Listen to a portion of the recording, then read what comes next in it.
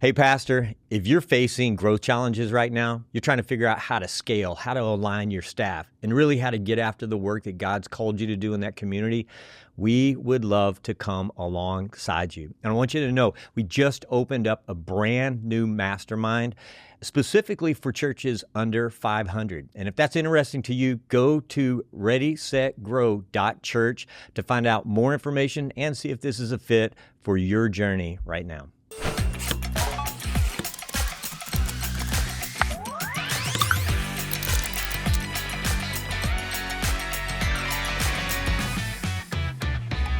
Hey, my friends, welcome to the Breaking 1000 podcast. I'm Mark Brewer, I'm your host today, and I've got Hunter Wilson and Scott Wilson with me. First of all, just want to say big shout out to all of you who have been subscribing and those who are liking these podcasts. We know it's making a difference, and we're just excited about what God's doing in and through this time together. You know, as you're growing, one of the biggest issues that is just, it's inevitable. People are going to leave. Families that you love are going to leave your church and your organization. Dealing with the pain of that is really, really difficult. Oh, 100%. I mean, I remember just growing up, and you grew up in a pastor's home too, being a pastor's kid, just watching like, dude, what's wrong with dad? What's wrong with mom right now? It's just so painful. And I just can't help but imagine that you think about like, do you know how much time I've spent pouring into you? Because a lot of times it's the people that you've poured into the most, the people that you went to the darkest, deepest areas that are like, it's just too painful to be here any longer. And I'm sure you're going to talk about that, but I think this is so important because we talk about all the time that you only are going to be able to grow to the level of your pain threshold. And if there's this disconnect of like, dude, I don't think I can handle any more pain, it's going to be a blocker for you for growing the organization, for wanting to level up where we're playing. You're going to start playing and it even safe. Investing. It's like, I think how so. much more can I invest? I've invested so much, and people it's too leave painful. me. And if you have the belief of like, hey, look, man, I'm not going to pour into people because everybody's going to leave. And so I'm just not going to get close to people so it doesn't hurt anymore. I mean, there's so many ways that this could go sideways if you don't learn how to cope well. So how do you handle this? How did you be able to have such a tender heart towards people to where you still love people and still be able to push on even if people do leave? Yeah, what's funny is sometimes people have a thought in their mind that if we're a big growing church, you don't have as many people leave because, man, it's so big, it's so great. People don't leave. Like, it's really the small. The bigger you are, the more people leave. Wow. The more people you will leave. It's not like, hey, I'm bigger, so we're going to leave more. No, there's just more people. So there's more people leaving. Yeah. Because it's inevitable. People are going to leave. Yeah. Sometimes they move. Yeah. That's painful if they're a good tither and you've poured into them and they're like one of your top leaders, but now their business their job meant they had to leave. And that's so painful. It doesn't feel the same pain like they rejected you, or like they don't like you. It's just sad because they leave and that tithe money just left and that person who was leading it was an external thing. And it's just sad on that. It's kind of like your kids going off to college or whatever like that. There's that, okay? But when people leave, which is inevitable because, hey, I found a church over here I like better, or something happens where they get hurt and they leave, or they just don't like the change you made and they leave. Or somehow their kid got connected, exactly. A friend. How many times has that happened? I love our church, but man, my kid goes to this school. Their friends are going over to this other youth group, so I've got to be supportive of my kids. And when my kids get out of high school, I'm coming back. I mean, I've heard that. So, you know what's interesting about it too is sometimes it is a formalized conversation of like, hey, pastor, just wanted to let you know we're going to this new church now. And it's like, oh, okay, yeah, that stings. But a lot of times it's this weird thing that I noticed growing up is that because you stayed at the same church like all growing up, 35 years, it's the restaurants we would go to. Yeah. And it's like, all right, we find the table, dad comes 10 minutes later. I'm like, Dad, who are you talking to? It's like, oh, they used to go to our church. And it's like a lot of times it's those connection points of like, you find out the reason why when they're sitting at the booth and you're standing Well, up. You know what Mom used to say all the time? She says, you're the most beloved former pastor people have in this community. Yeah. Because I promise you, it'll be 50-50. 50% of the time. That's a big percentage, by the way. Half the time I'm out eating, I'll see somebody that comes up to me and says, Pastor Scott, hey, and they hug me or they say, hey, man, so good to see you, man. My time at the Oaks was such a great time. I loved it. I hear that most, like it's not like I hated you, because then they probably wouldn't come say hi to me. But I'm telling you, half the time people are coming up and saying, man, I got trained there. I got discipled there. Now I'm the head usher over at this church. Or now I'm doing a small group over here. Hey, I lead the youth thing over here at this church, the smaller church. And I got something I will never forget that you were there for me like this. And Jenny will always laugh and just go, man, if they loved you so much, why don't they stay? And then she'll just kind of laugh and say, you're the most beloved former pastor people have. Now, there's a lot to be said in what that phrase. Yeah. That people, even when they leave, they're not psychologically thinking they're rejecting me. Even if it feels like to me they rejected because they left. It's painful for me they left. They got saved here. They got baptized here. We discipled, then they leave. Or whatever like that, okay?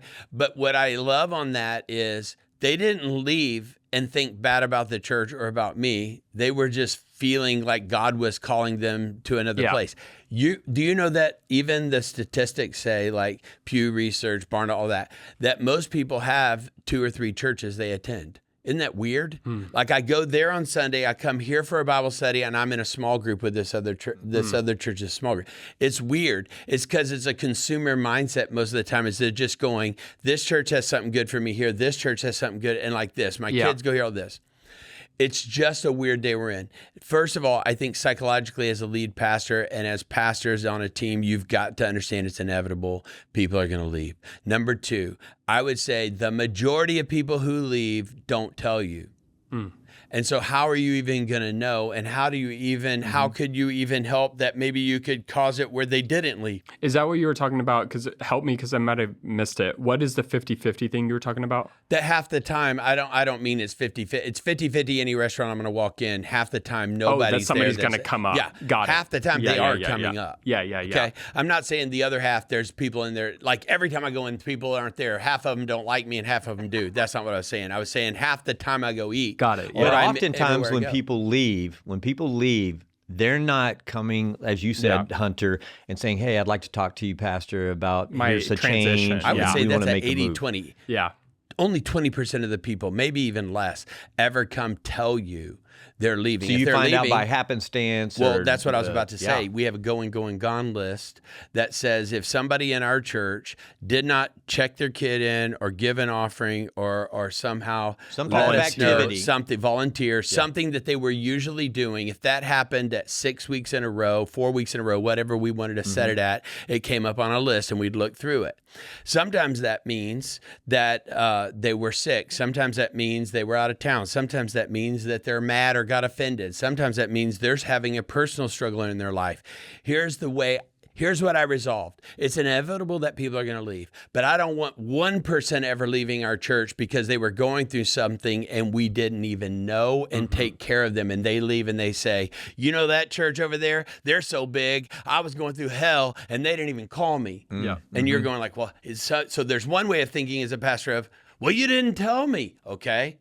But that's not where I want to live. I don't want to live that I'm blaming others. I want to take responsibility the best I can. So I'm going to do what I can do. So what we did is anytime people had a break in pattern like that over time, then they were on a list and we went through it every single staff meeting, Mark. You would lead that and people would look through it and say, okay, what's going on here with these people? And somebody said, oh, I saw them. They must just not have served or blah, blah, blah. I saw them 2 weeks ago or whatever. Or somebody says, hey, they're going through something I didn't know if you do, and we'd reach out to them. Whatever it was, we made a contact to those people, not saying, where have you been? It's saying, hey, just thinking about the reason we went through it as a team is not to even point fingers or gossip. It was basically who has the relationship to do a check-in. Yes.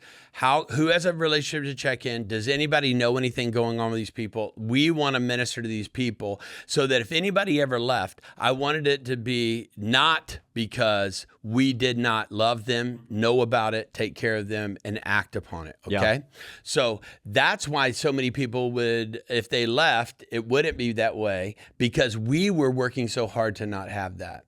The second thing is sometimes you make changes in the church. Maybe you move from Sunday school to small groups. I know that's old school. Most everybody's at small groups now, but that was a big one for us. It may be you went from one service to two services. It may be you made a change in the youth ministry or something in the kids ministry, whatever. And sometimes when you make a shift, people leave because they can't signed up for how you used to do it, not for how it is now. And there's a pain in that for the moment because that shift means some people are going to leave. But if it's the right thing, there's so many more that you're going to reach. And that person, hopefully they're not leaving the church. They're just leaving your church. Yeah. And they're going to go somewhere else that has what they are looking for. They're going to go to another kingdom group. I'm not the Big C church in and of myself. I'm one of the church expressions in our community. And there are other legitimate churches that, hey, at this season of life, that place is where they need to be. Don't think in your mind, people have to be here forever or I'm a failure. There are seasons and times for that. There's also times you're going to outgrow where they are mentally and able to receive ministry. You talk a lot about that, the vehicle change. So when you change a vehicle, people that are used to the vehicle that they came in at, and you make that change, it's difficult for them sometimes. Well, I think everything you're talking about is good precursor on this. One is that you have to understand that people are going to leave. If you think that everybody's going to stay forever, then that pain is going to be so much stronger. It's going to be so much sharper. You have an idealistic expectation that is never going to be. The second thing is we're going to do everything we can to not make you leave if you are not being cared for. So we're going to set up systems in place to be able to help with that. Also knowing that, look, man, just because somebody left doesn't mean that I'm a failure. Maybe it's just not the right fit any longer. It may even be that God led them. Have you ever thought about that? Maybe God actually says, hey, you've done well here. I want to send you over here to help this church. Maybe you would even begin to develop a sending capacity or sending mindset that says, we're developing people, but they're not my people. They're God's people, and he can send them wherever he wants them to go, and that's okay. But then here's the other thing. There are times people get hurt and you don't know it, or they get mad, or they get in a fight with somebody in a ministry. Maybe they're volunteering somewhere, or maybe a volunteer was rude to them, or they took it wrong, or in their small group, something happened and you don't know it. That's where you want to try to get in that going, gone, a connection there that you're saying, hey, let's talk about that. Let's work through that relationship. Hey, there is going to be a dip. Part of it is even helping people in their expectation of the church. You're coming here and you're thinking this is a perfect place. No, we're a great place with broken people. And there is going to be a dip sometime that you feel like, I thought everything was going to be easy here. Everybody's going to be nice here. It isn't always. But guess what? That's the same way in your family. There's going to be conflict. You've got to be mature enough to work through those things. So I'm always trying with our team and our staff to say, hey, make sure you're seeing if there's a shift in people's pattern to talk to them. There may be a relational deal that happened that they need to get healed, and that's part of their maturity if they'll do it. And if they do that, then they're growing in their life as well. Okay, so we talked about that on the organizational side, but I want to talk about you because I think that's really important. I just don't think that people understand that. I think the bigger you get, I think more people are like, it's not going to affect him. Like, he's this dude, he's not going to care if I go to another church. The reason why they don't come tell me is, number one, they don't want to tell me because they don't want to have a conflict conversation. Okay, I get that. But it's also, they go, he won't notice. Yeah, exactly. There's all these people here. I mean, I'm not, I can leave and they won't even know. So it's that way. And you talked about how maybe we aren't known for our seating capacity as much as we are for our sending capacity. That makes sense. And I think there's some people in your church who are like, if they left tomorrow, I would actually be okay with that. Like, they cause a lot of problems in the church. But then there's some people who are like, I thought we were going to be together forever. And those are the ones that I want to talk about because those are the ones that cut deep and really hurt. And I think it's so easy for you to take it personally because everything you just said at the beginning is helping you to be like, they're rejecting me. That's everything that we talked about at the front end is there's all different ways. It's maybe this isn't the right fit anymore. Maybe this is, all these other reasons that we talked about. But there are some that hurt really deep. How do you cope with that? Because I think there's a lot of people that don't know what to do. Okay, I just want to say everything we just talked about that I was saying, maybe God sent them. Have you ever thought of that? All those things. Those are the things I've had to psychologically work through because there's never been one person who left, except for, like you said, somebody who's like, dude, I wish they would leave, because they just cause problems. But even then, I'm sad that why couldn't we help them? Like this. There's never been one person who left, even if it was a good reason. It didn't hurt. Every single time it's painful. It's a loss, it feels. Let me ask you this. Have you ever had a loss in your life and you're going like, okay, I know my son going off to college. That's a loss, a change. I've lost the proximity of what I had with my sons because they're off, or my granddaughter is now up in Delaware, all these things. It's called grief. Every single time somebody leaves, it's like a loss, like a death. It's not a death, but it's a loss of that relationship. There's a loss of that connection. There's a loss, it seems, of that investment personally in connection to you. So you have to learn how to deal with grief. That's what we're talking about. When we're talking about this kind of pain of people leaving, it's grief. Grief has, the different ways of, okay, I'm going to act like it didn't happen, denial, and then I'm going to get angry and I'm going to have to deal with it and accept it. And all of those, the stages of grief you can go through. But what I've learned is the scripture talks about in Matthew 5, where the biggest message that Jesus ever spoke. And he said the Beatitudes, one of them is, blessed is those who mourn, for they will be comforted. So that's different than grief. Grief is a natural process everybody goes through when there's loss. Mourning is a decision you make to lean into that with God. So every single time somebody leaves, and I know it, and it comes to my knowledge, like either the going, gone, or a personal relationship, or somebody came in and says, hey, you hurt me and I'm out. Your church stinks. I'm out. This church is better. I don't want to come here anymore because y'all don't have the ministry I want, whatever it is. I have to take that and I'll actually write it down in my prayer journal and process that before the Lord. And I'll do this. I'll say, God, I release them. They're not mine. They're yours. Please help me to forgive them for what they said or they did. If I did something wrong, then I'm going to ask God to forgive me and to please bring healing to them. But if I didn't do anything wrong, or I don't see it, and it's just on them, I'll say, I forgive them, I release them, and I pray, Lord, that you would bless them. Okay, this is you big. would help them. We got to, it's almost like I need to do a timeout there. What you just said is, you're not ignoring it. You're not going, hey, they said people are going to leave. It's inevitable. Yeah. Just deal with it. Get over it. Pain threshold. What I heard you say is there is specificity of leaning in to the moment. Yes. Leaning in, and that's almost counterintuitive. Who wants to lean into pain? You already got enough pain going on in all the other areas.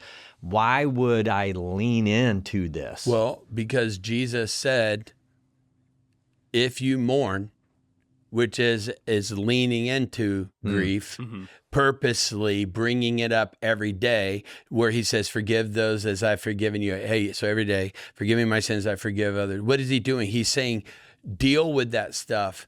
Deal with those relational tensions. Deal with those hurts. Give me my daily bread. Give me the strength I need and the mercy I need to deal with this.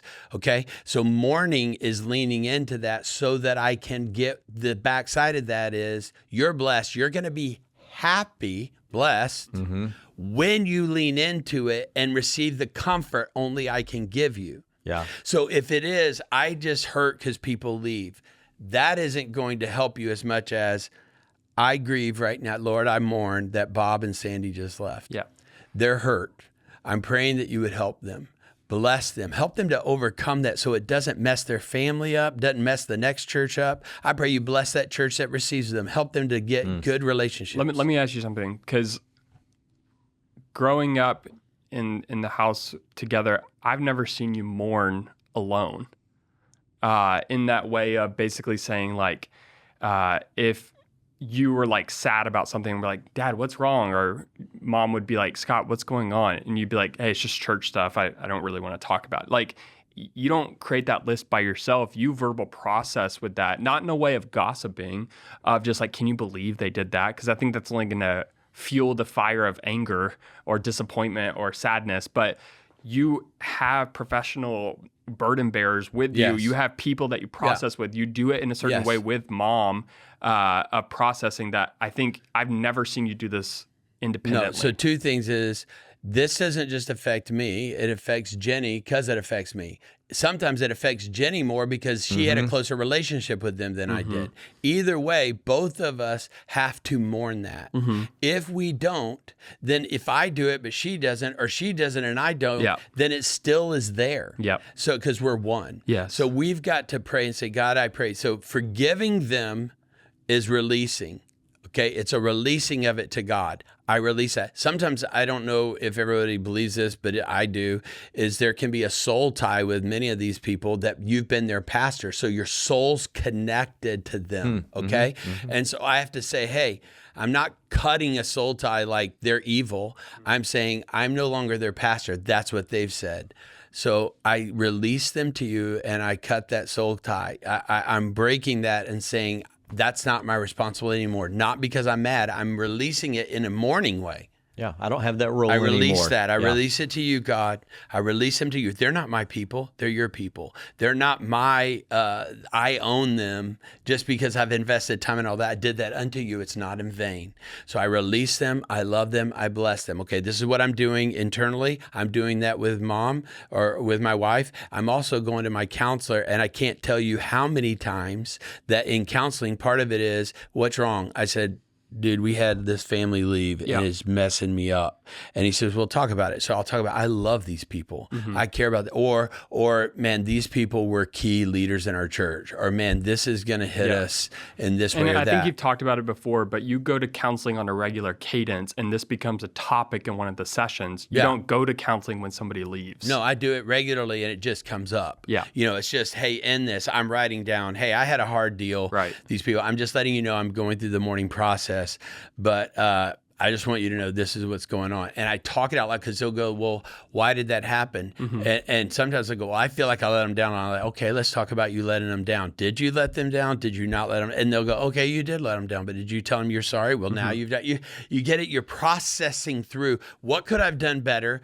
Is there anything I could have even done? Counselor's so big for you because even mom has a different thing because she understands the context of the situation. But a counselor is not in the trees. They're standing from an outside perspective with no emotions attached to the situation. They just are wanting to help me to process it, and they have greater wisdom that because I don't skin in the game, the emotions of it, and they're able to do that. They're just trying to help me. Then here's the other part. If they will meet with me, if the people leaving, if they'll let me talk to them in person or talk to them, it depends on who it is. If it's a major influencer, if it's a person I've been close to, hey, could you come in the office? Let's just talk before you leave. So I'm not saying come in the office. I want to talk to you. I don't want you to leave. Okay. I'm more of not thinking about the leaving. That seems to be a personal thing I'm trying to do. Like I'm trying to get them to do something. Convince them, I'm not in the game to convince. That's God's. That's between them and the Lord. But let's leave. I just want to talk to you before you leave so that me and you are good. Because I care about you. And if you sense this is what God's calling you to do, see how I'm putting it on? You've prayed about it, not just gotten mad. You've prayed and God's sending you. I say, hey, if God's doing this, I'm in it. I'm in it with you. I just don't want anything to be hurt or unsaid. I want to make sure everything's right with us. Okay. Would you do that? Yes. Most of the time they'll say yes and we can meet and I can do this. Talk to me about anything that's in your heart that I need to know. Even if you leave, I want to do better. If we've messed up or if we were disappointment or something we could do better, please teach me. Okay. So if there's something there, they might bring it up there. Or if it's just like, well, my kids are going over there. It's just like, hey, it's nothing about, Yeah, but they can say that. And then whatever it is, I say, totally makes sense. Let me tell you something. Anything that I could do to help my kids in discipleship, I would do it. I understand that. Hey, I just want you to look me in the eyes and know I love you. We're good. And we're good. And here's what I do. I love you. do what God's telling you to do. And I want you to know this. I don't want to just release you. I want to send you. This is how I've turned it, okay? This helps me psychologically, but I think why I am the most beloved former pastor is because every time I've had that conversation, I go like this: I'm not going to just release you. I want to pray over you right now and send you into this next assignment God has for you at Avenue Church or at Stonegate or wherever you're going. I want to pray that over you. So I'll pray for them and pray blessing over their family and blessing in that new assignment, that God would help them in that. And then I always end it this way. I learned this from Brother Noah, who was our pastor at our church back in the 70s, 60s, and 70s, for 30 years a pastor. Incredible guy. I knew him probably 10 years before he died when we came to the church. He would always do this with people. Hey, listen, if you're going to leave, I just want you to know as you're leaving, we send you out and my arms are wide open. This is always home. You may be over there going to church, but this is your home church in my heart forever. You can always come home. Okay. Now, if somebody's culturally off, like they're causing problems, or I'm not sending them out, I'm sending them away. Yeah. Then that's different. I don't have this talk. But if it's like that deal, I'll say, hey, always know. Come back. I promise you, because I've been here 35 years, hundreds of people have gone and come back, gone and come back, gone, and then come back. I'm saying like 2 and 3 times, because you just stay long enough. There's different seasons. Oh, we got to come back home. Okay. But that's the mentality. I'm sending you out. But then privately, I'm still, as long as I feel a tinge of hurt or pain or grief about those people, they stay on my list. When I start blessing them and blessing them and blessing them to the point that I don't really feel that anymore, I said, God, thank you for helping me through this. Bless them. And I feel that, then they're not on the list anymore. I do it until it's there, okay? Yeah. Until it's gone, every time. I think one of the things that's very important is if we're not careful, the pain will be so much, we will start trying to accommodate every single person with every whim they have. What I mean is, hey, I'm leaving because y'all don't have this kind of program. Celebrate Recovery. Y'all don't have a men's thing. Okay, I want, but don't leave. We'll We'll get that together. I didn't know you wanted to lead that. People have done that all the time. That's not the way to do it. In fact, you've got to be crystal clear on what God's called you as a church to be, and be that. And then recognize there are seasons that people need different things. And if they have to go somewhere else to get that, that's okay, because you're being who God's called you to be. One of the ways I made that clear, though, because here's the thing. Some of these problems of people leaving, I'm not saying all of them, and I'm not telling you, Pastor, you're the reason why it happened. But let me tell you, one of the reasons why there are more painful leaving that goes on in churches is because they're not crystal clear of who they are. And so when people visit, they say, we got everything you need. Anything you need, we got it, like this. Instead, what you should be doing in your growth track or in whatever your newcomers class is you should be crystal clear about who you are and who you're not, where we're going and where we're not going. Almost like if we were going to the airport right now and we want to go to Pittsburgh, we're going to go look for the sign that says Pittsburgh on that gate to get on the plane going there. We're not going to just go, hey, which size plane do we want? What kind of seats they have? Can I be in first class if I'm in this plane? We're not doing it about the accommodations, what the food is, all that stuff inside the plane. It's about where the plane's going. And so when people are coming, you don't need to say, hey, we got great kids, we got this, we got this. You can say those things, but the biggest thing you say is, this is the kind of church we are and where we're going. You're putting that sign up of the vision clearly. Why? For 3 reasons. Number 1, there are people brand new, just got saved in your church. They don't even have a clue. They don't have any baggage of any expectation of any church. So when you make it clear, they understand, oh, okay, cool. That's what we do at church, and that's where we're going.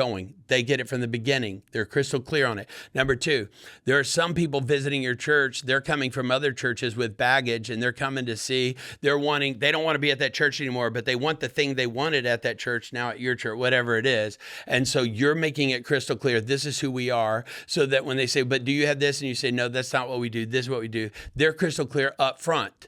They're not going to stay and then leave. They're just not going to come. Get that? Yeah. And so there's no pain in that, because it's crystal clear up front. They go, hey, this isn't where my family's going. Thirdly, there's some people who come and they're hearing it and they may have moved in from town and whatever, and they're going to go, oh my gosh, this is exactly what I've been looking for. This is the kind of church, a soul winning, discipling church, a multiplying church. This is what I'm wanting. So some are going to be like, yes, I found my place. Others are going to be like, this isn't where I need to be. This doesn't fit me. And thirdly, new people are just going, oh, it's good to know. Yeah. If we'll do that, we'll save us pain on the backside. Really good. That's really good. So in landing the plane here, a few things that I'm thinking that we hit. So number one, leaving's inevitable.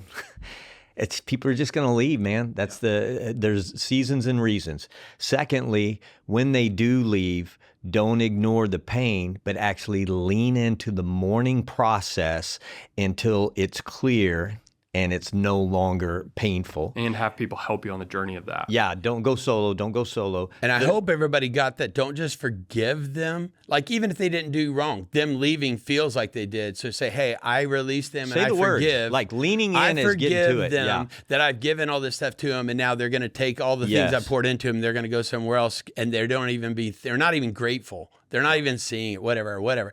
So it's all about them, not about what pain it has. Forgive.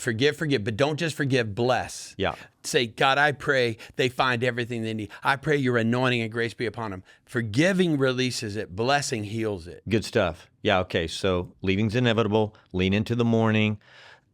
Send and bless as part of that process. And then one of the ways to mitigate confusion around that is just be constantly crystal clear about the why and what of who we are. Any other things that we need to say to land the plane here? It seems like to me, on the final thought, just to tee you up, seems like a lot of things can go sideways if you are trying to not take the higher level perspective of, hey, these are not my people I'm trying to control. This is God speaking to them. And whatever it is, I'm going to let that be the case, and I'm going to steward the flock of whatever he's sending here. There's a lot of ways this could go sideways if you try to convince people to stay. Would you agree?